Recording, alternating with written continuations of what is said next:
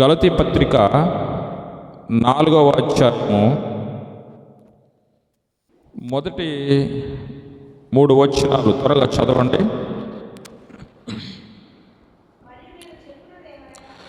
మరియు నేను చెప్పున్నదేమనగా, వారసుడు అన్నిటికీ కర్తయ్య ఉన్నను, బాలుడై ఉన్నంత కాలము అతనికిని దాసునికిని ఏ భేదము లేదు. తండ్రి చేత నిర్ణయించబడిన దినము వచ్చు వరకు అతడు సంరక్షకుల యొక్కయు గృహ నిర్వాహకుల యొక్కయు ఆధీనములో ఉండును. అటువలే మనమును బాలురమై ఉన్నప్పుడు లోక సంబంధమగు మూలపాఠములకు లోబడి దాసులమై ఉంటిమి. అయితే కాలము పరిపూర్ణమైనప్పుడు దేవుడు తన కుమారుని పంపెను. చాలు. ప్రియులరా, పౌలు గలతీ సంఘాన్ని ఉద్దేశించి, గలతీయులారా, ఒక సంగతి చెప్తున్నాను మీకు. ఒక ఇంటిలో ఒక బాలుడు ఉంటే, ఆ బాలుడు చిన్న వయస్కుడైతే ఆ బాలునికి వారసత్వం ఉన్నప్పటికీ కూడా, ఆ బాలుడు సమస్తానికి అధిపతి అయినప్పటికీ కూడా, ఆ బాలుడిదే ఆస్తి అంత అయినప్పటికీ కూడా, ఆ బాలుడికి చిన్న వయసు గనుక బాధ్యతలు ఉండవు. కోట్లు ఆస్తి ఆ పిల్లవానిది అయినప్పటికీ కూడా, ఆ పిల్లవాడు ఎక్కడుంటాడంటే గృహ నిర్వాహకుల యొక్క, సంరక్షకుల యొక్క ఆధీనంలోనే పెరుగుతాడు. అంటే వారు ఆహారం తయారు చేస్తే ఈ పిల్లవాడు తినాలి, అంటే చిన్న వయసు కాబట్టి. అట్లాగని వారసత్వం లేదా, కోట్లాస్తి లేదా, చాలా గొప్పవాడే, మొత్తానికి అధికారే, కానీ అధికారం చలాయించే వయసు ఇంకా రాలేదు. అదేవిధంగా పెత్తనం చేసి అనేకుల్ని పరిపాలన చేసేటువంటి వయసు ఇంకా రాలేదు. అందుకనే అతను ఎక్కడుంటాడంటే గృహ నిర్వాహకుల యొక్క ఆధీనంలోనే ఉంటాడు. ఎప్పటి వరకు ఉంటాడు? ఎదిగే వరకు, ఎదిగి పెద్దవాడయ్యే వరకు, వయసు వచ్చే వరకు. అంతేగాని వారసత్వం ఉంది కదా అని చెప్పి తల్లిదండ్రులు వాడికి బాధ్యతను అప్పగించరు. చిన్నపిల్లవాడికి ఒక 500 నోటు ఇచ్చి కొట్టు దగ్గరకు పంపించలేము. మనం పంపిస్తామా? పంపించలేము. 100 రూపాయలే ఇవ్వు. అట్లాగని వాడికి ఆస్తి లేదా అంటే ఉంది. మరి ఎందుకు ఇవ్వం అంటే ఆ వాల్యూ వాడికి తెలియదు, ఖర్చు పెట్టే విధానం తెలియదు, ఇంకా జ్ఞానం అతనికి రాలేదు. అలాగే కింద చదవబడినటువంటి మాటలో ఏమనుందంటే, అటువలే 3వ వచనంలో, మనమును బాలురమై ఉన్నప్పుడు లోక సంబంధమైన మూల పాఠములకు లోబడి దాసులమై ఉంటిమి. అటువలే అంటే ఒక చిన్నపిల్లవాడు ఎదిగితేనే వానికి బాధ్యతలు వస్తాయి, ఎదిగితేనే అధికారం వచ్చింది. అలాగే క్రీస్తు ప్రభువుని నమ్ముకున్న తర్వాత ఎప్పుడైతే బాప్తిసం పొందుతామో అప్పుడు మనము క్రీస్తులో పుట్టినట్టు లెక్క. వయసు చాలా ఉండొచ్చు, పెద్ద వయసే కావచ్చు, ఒక 20 ఏళ్ళు ఉండొచ్చు, 30 ఏళ్ళు ఉండొచ్చు, 60 ఏళ్ళు కూడా ఉండొచ్చు. భౌతిక సంబంధంగా వయసు ఎంతైనా ఉండొచ్చు. కానీ క్రీస్తు ప్రభువులో ఎప్పుడైతే పుడతాడో మనిషి, ఎప్పుడైతే రక్షించబడతాడో అతన్ని బాలుడు అంటుంది బైబిల్. బాలుడు ఏం చేయాలి? ఇప్పుడు ఎదగాలి. ఎప్పటి వరకు ఎదగాలి? వారసత్వపు హక్కులన్నీ వచ్చే వరకు ఎదగాలి. దేవుని అధికారం పొందే వరకు ఎదగాలి. అంటే దేవుని యొక్క అధికారం మనం తీసుకోవాలి అంటే మనం ఏం చేయాలంటే ప్రార్థన యందు, దేవుని యందు సహవాసం చేయుట యందు ఎల్లప్పుడూ కూడా ఎదగాలి. ఆదిమ సంఘం అలాగే ఎదిగింది. అపొస్తలుడైన పేతురు గారు ప్రసంగం చేసినప్పుడు 3,000 మంది బాప్తిస్వం పొందారు. వారు ఏం చేశారంటే ప్రార్థన యందు, రొట్టె విరుచుట యందు, సహవాసమందు ఎడతెగకు ఉన్నారట.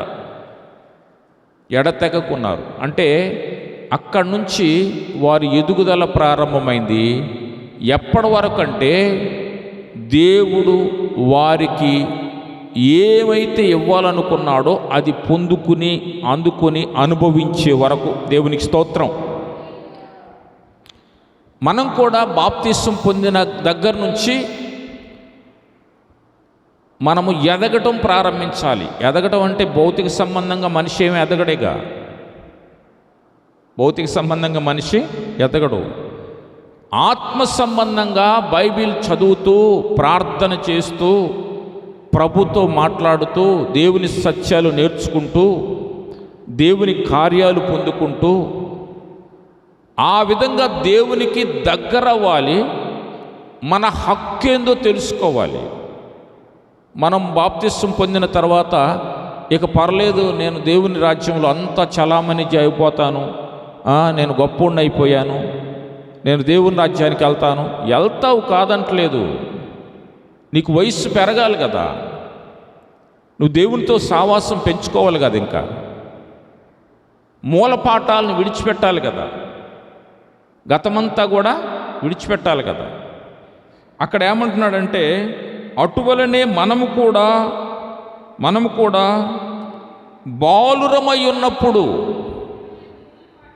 లోక సంబంధమైన మూలపాఠములకు లోబడి దాసులమైతిమి. అంటే బాప్తిస్వం పొందినటువంటి వారిని ఏమంటుందంటే బైబిల్ బాలుడు అంటుంది. గతంలో ఉన్నటువంటి స్థితిని ఏమంటుందంటే, బాప్తిస్వం పొందకముందు ఉన్నటువంటి స్థితిని ఏమంటుందంటే దాసుల స్థితి అంటుంది. మూలపాఠాలకు, పాపానికి, లోకానికి, శరీర క్రియలకు దాసులుగా ఉన్నటువంటి మనము క్రీస్తు ప్రభువులో నూతనంగా పుట్టాము. నూతనముగా పుట్టిన మనము ఏం చేయాలంటే కుమారత్వము పొందిన మనము, దత్తపుత్రత్వము పొందిన మనము ఏం చేయాలంటే అధికారము చేతికొచ్చే వరకు, దేవుని కార్యాలు పొందే వరకు దేవునితో సహవాసం చేయాలి. సంఘములో ప్రభుతో అంటుగట్టబడి కొనసాగాలి అని చెబుతా ఉన్నాడు. దేవునికి స్తోత్రం. ఇంకా చదవండి. అయితే కాలము పరిపూర్ణమైనప్పుడు దేవుడు తన కుమారుని పంపెను. ఆయన స్త్రీ యందు పుట్టి, యేసుక్రీస్తు ప్రభువు రాకమునుపు మూలపాఠాలకు లోబడి ఉన్నారట మనుషులు. గతానికి లోబడి ఉన్నారు, ధర్మశాస్త్రానికి లోబడి ఉన్నారు. ధర్మశాస్త్రములో ఉన్నటువంటి ఆజ్ఞలను పాటించలేక కొంత ప్రయత్నం చేస్తూ పడిపోతూ లేస్తూ, పడిపోతూ లేస్తూ అలాగే మనుషులు కొనసాగుతున్నారట. అయితే ఆ మూలపాఠాలన్నీ కూడా విడిచిపెట్టడానికి, సమాధి చేయడానికి, గతమంతా సమాధి చేయడానికి నజరేయుడైన యేసు పరలోకము నుంచి భూమి మీదికి కాలము పరిపూర్ణమైనప్పుడు వచ్చాడట. దేవునికి స్తోత్రం. కాలము పరిపూర్ణమైనప్పుడు దేవుడు తన కుమారుడైన యేసుక్రీస్తు ప్రభువుని భూలోకానికి పంపించాడు. ఎలాగ పంపించాడు? ఆయన స్త్రీ యందు పుట్టి. స్త్రీ యందు పుట్టి అంటే మరియ తల్లిలో ఆయన భూమి మీదకి వచ్చాడు. దేవునికి స్తోత్రం. ఆ తర్వాత చదవండి. మనము దత్తపుత్రులము కావలెనని ధర్మశాస్త్రమునకు లోబడి ఉన్న వారిని విమోచించుటకై ధర్మశాస్త్రమునకు లోబడిన వాడాయను. ఆయన ధర్మశాస్త్రాన్ని అనుసరించలేక కొంతమంది ఇబ్బంది పడుతున్నారు, లేస్తున్నారు. అలాగా ధర్మశాస్త్రమునకు లోబడి ఉన్న వారిని, అందులో బంధించబడ్డ వారిని విడిపించడానికి, దత్తపుత్రులనుగా చేయడానికి యేసుక్రీస్తు ప్రభువారు పరలోకము నుంచి భూమి మీదకి వచ్చాడు. ఆయన స్త్రీ యందు పుట్టి మనల్ని ఏం చేసుకోవాలనుకున్నాడు? దత్తపుత్రులు పేపర్లన్నీ బిగించి రాసిన తర్వాత ఒక అబ్బాయిని కానీ ఒక అమ్మాయిని కానీ దత్తత చేసుకున్నప్పుడు ఏం చేస్తారంటే పేపర్లు రాస్తారు. బాండ్ రాస్తారు. ఇక మా అమ్మాయి కాదు లేదా మా అబ్బాయి కాదు, వారికి ఇస్తున్నాం, వారికే సర్వ హక్కులు వారి మీదే ఉన్నాయి, వారి ఆస్తికి మా అమ్మాయి వారసురాలు, లేదా ఏ విధంగా బిగించి రాస్తారో దానికి ఉన్నటువంటి శక్తి, బలం సొంత బిడ్డలకు కూడా ఉండదు. దేవునికి స్తోత్రం. ఎందుకంటే అది కోర్టులో వేస్తే చెల్లుద్ది. ఏ కోర్టు అయినా కానీ ఒక్కసారి రాయబడ్డటువంటి ఆ దత్తపుత్రపు హక్కు పత్రాన్ని కోర్టులన్నీ ఒప్పుకుంటాయి. ఆ దత్తపుత్రత్వం పొందిన వారి పక్షంగానే తీర్పులు వస్తాయి. దేవునికి స్తోత్రం. అయితే మనలను దత్తపుత్రులుగా చేసుకున్నాడట దేవుడు. ఎవరి ద్వారా? కుమారుడైన యేసుక్రీస్తు ప్రభు ద్వారా. ఎలాగా? ఏంటి వెల ఏంటి? రక్తం. దేవునికి స్తోత్రం. రక్తమిచ్చి, ప్రాణమిచ్చి, పేపర్లు రాసి, బాండ్ రాసి మరి మీ కొరకు రక్తము కార్చి మిమ్మల్ని కొన్నాను, మిమ్మల్ని విమోచించాను, గత మూలపాఠాల నుంచి విమోచించాను, మీరు నా బిడ్డలు, నా కుమారుడైన యేసుక్రీస్తు ప్రభు ద్వారా నా కుమారులు కుమార్తెలు మీరు అని దేవుడు బాండ్ రాసి మరి దత్తపుత్రులుగా దత్తపుత్రికలుగా మనల్ని చేసుకున్నాడు. దేవునికి స్తోత్రం. చదవండి, ఇంకా కిందికి చదవండి. మరియు మీరు కుమారులయ్యున్నందున, దత్తపుత్రులమయ్యాం కదా, ఇప్పుడు ఏమన్నారు మనల్ని? ఇప్పుడే కుమారులు అన్నారు. కుమారులైనందున నాయనా తండ్రి అని మొర్రపెట్టు తన కుమారుని ఆత్మను దేవుడు మన హృదయములలోనికి పంపెను. దేవునికి స్తోత్రం. దేవుడు మన హృదయాల్లోనికి తన కుమారుడైన యేసుక్రీస్తు ప్రభువారి ఆత్మను పంపించాడట. ఆయన్నేమో లోకంలోనికి పంపించాడు మనందరినీ దత్తపుత్రులుగా చేసుకోవడానికి. దత్తపుత్రులుగా చేసుకున్న తర్వాత ఆయన కుమారుడైనటువంటి యేసుక్రీస్తు ప్రభువారి ఆత్మను, పరిశుద్ధమైన ఆత్మను మన హృదయాలలోనికి పంపించాడట. పంపించి ఏం చేయమంటున్నాడు? ఇప్పుడు మనల్ని ఏం చేయమంటున్నాడంటే అబ్బా తండ్రి అని మొర్ర పెట్టేటువంటి ఆత్మ, కుమారుని ఆత్మ. ఎందుకు ఇచ్చాడు ఆత్మ? ఎందుకు ఇచ్చాడు మనకే? ప్రార్థన చేయడానికి. దేవునికి స్తోత్రం. ఎదగడానికి, అభివృద్ధి కావడానికి, మేలు పొందడానికి, జీవం పొందడానికి. ఏదైతే బాండ్ రాశాడో తండ్రి, ఏదైతే రక్తంతో బాండ్ రాసి మనల్ని కొన్నాడో, దత్తపుత్రులుగా చేసుకున్నాడో, ఆ దత్తపుత్రపు హక్కులన్నీ అనుభవించడానికి మనం ఎదగడానికి తన ఆత్మనిచ్చి అవన్నీ నాకు ఈ ప్రభువా, ఇదిగో రాశావు కదా, నేను ఎదుగుతున్నాను ప్రభువా, నన్ను కనికరించయ్యా అని అబ్బా తండ్రి నాయన అని మొర్రపెట్టేటువంటి తన కుమారుని ఆత్మ మనలోనికి వచ్చింది. అందుకే మనం ప్రార్థన చెయ్యాలి. అబ్బా తండ్రి అని మొర్రపెట్టాలి, దేవునికి ప్రార్థన చేయాలి. అంటే దేవుడు మనల్ని దత్తత తీసుకున్నాడు, రక్తముతో రక్త నిబంధన చేసి, యేసుక్రీస్తు ప్రభువారి రక్తంతో నిబంధన చేసి మనల్ని ఏం చేశాడు? కొన్నాడు, దత్తపుత్రులుగా చేసుకున్నాడు. కాబట్టి ఆయన ఆత్మ కలిగిన వారమై మనం ఏం చేయాలంటే ప్రార్థనలు చెయ్యాలి. ఎలాంటి ప్రార్థన? అబ్బా తండ్రి నాయనా, నా పరిస్థితి ఇదయ్యా,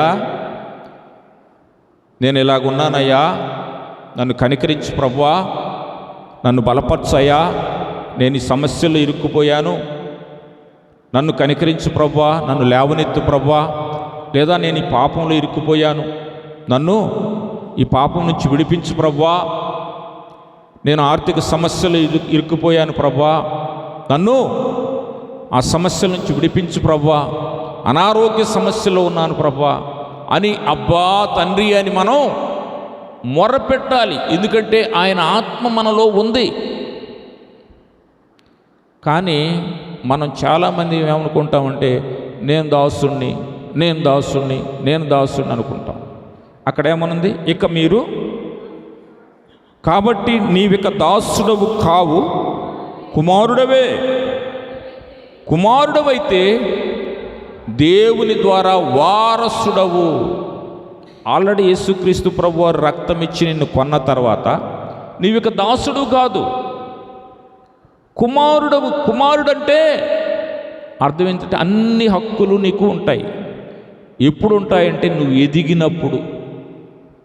పిల్లోడుగా ఉన్నంతకాలం ఏమి ఉంటావు, అంత నీదే, పత్రాలన్నీ నీయే, ఆస్తుపాస్తులు అన్నీ మొత్తం కనపడేదంతా నీదే. కానీ నువ్వు ఎదగకపోతే, నువ్వు ప్రార్థన చేయకపోతే, ఆత్మీయతలో దేవునికి సమీపంగా వెళ్ళకపోతే, మొర్ర పెట్టకపోతే ఏమవుద్దంటే నీకు ఆ హక్కులన్నీ రావు, ఆ అధికారం నీ చేతికే రాదు. దాసుడులాగానే ఆలోచన చేయకూడదు, గతంలో ఉన్నట్టుగానే ఆలోచన చేయకూడదు. మనిషి గతంలో మూలపాఠాల తట్టు మరలా తిరగకుండా ఉండాలి. అలాగ ఆలోచన చేయకుండా ఏం చేయాలంటే క్రీస్తు ప్రభువు నన్ను కొన్నాడు అని గుర్తుపెట్టుకొని నేను దేవునికి కుమారుణ్ణి. దేవుడే అన్నాడు, నువ్వు దాసుడు కాదు, కుమారుడవు. తప్పిపోయిన కుమారుణ్ణి కూడా ఏమన్నాడు? ఆడు తప్పిపోయి ఆడాడో తిరిగి వేశ్యలతో తినేసి డబ్బంతా ఖర్చు చేసుకొని ఇంటికి వస్తే, అయ్యా నేను నీకు వ్యతిరేకంగా పాపం చేశాను, పరలోకానికి విరోధంగా పాపం చేశాను, నేను నీ కుమారుని కాదు, నీ కూలోడిని అనుకో, కూలోడిగా చేసుకో అంటే నువ్వు కూలోడివి కాదు, కుమారుడవు అన్నాడా లేదా? దేవునికి స్తోత్రం. కాబట్టి యేసుక్రీస్తు ప్రభు రక్తములో కడగబడ్డ ప్రతి ఒక్కరు కూడా దాసులు కాదు, కుమారులు కాబట్టి వారసులు. యేసుక్రీస్తు ప్రభు ద్వారా దేవుని స్వాస్థ్యానికి, దేవుని ఐశ్వర్యానికి, దేవునికి ఉన్నటువంటి సమస్తానికి వారసులం. దేవునికి స్తోత్రం. దేవుడు తన మాటలు దీవించుగాక. ప్రార్థన చేద్దాం. పరిశుద్ధుడా, ప్రేమగల దేవునికి వందనాలు. ఈ మాటలు మా హృదయంలో ముద్రించండి. ఈ మాటల ప్రకారంగా అబ్బా తండ్రి నాయన అని మొరపెట్టేటువంటి నాయన ఆత్మ కలిగిన వారమై ప్రభా ప్రార్థనలు చేయడానికి సహాయం చేయండి. ప్రభా మేము ఎల్లప్పుడూ ఎదుగునట్లుగా నాయన నీతో నాయన కలిసి కొనసాగునట్లుగా సహాయం చేయండి ప్రభా. అయా గత మూలపాఠాలను విడిచిపెట్టి మేము దాసులము అనేటువంటి స్థితిని మర్చిపోయి ప్రభా నా తండ్రి ఇదిగో నీ కుమారులము దత్తపుత్రులమని ప్రభా నీ రక్తము చేత కొనబడ్డ దత్త పుత్రులమని ప్రభా అయా బాండు రాసి ప్రభా మమ్మల్ని తీసుకున్నావని తండ్రి అయా మేము గ్రహించినట్లుగా తద్వారా ప్రభా మేము మేలు అనుభవించినట్లుగా సహాయం చేయండి.